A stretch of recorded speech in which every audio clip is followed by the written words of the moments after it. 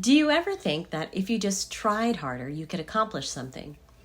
Sometimes it's not about how hard you think you should be trying, but it's more about understanding how your brain works and working with your brain. Today I'm going to share 3 perspectives on willpower. The first perspective is that willpower is finite. It's going to run out. If you use it up on one task, you will have less willpower left for the next task. For example, if you're trying to quit smoking, that is not the time to go on a diet. When you know this, it can empower you to focus on the right things and not force unreasonable expectations on yourself. Roy Baumeister and John Tierney in their book Willpower talk about this. They did various experiments to test this, and one involved setting out a plate of radishes and a plate of cookies.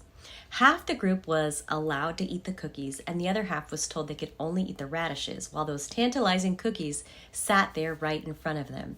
Then they were asked to work on a puzzle that was impossible to solve.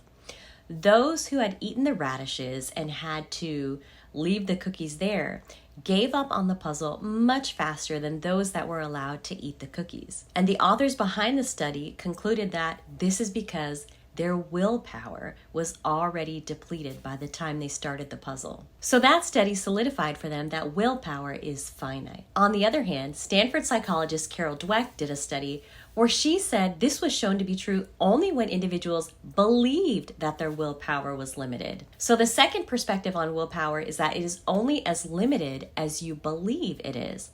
I believe this perspective is helpful when you have not yet pushed to your full capacity or ability. If you're making excuses and giving up too early, it's good to understand that perspective, that willpower is only as finite as you believe it is. Here's the third perspective, which I believe both sets of authors would agree on. Willpower is something you can work on and build like a muscle. In the book Willpower, it says taking music lessons, avoiding the use of profanity, writing thank you notes. These are some ways to build your willpower. And they say the more carefully and frequently you monitor yourself, the better you'll control yourself.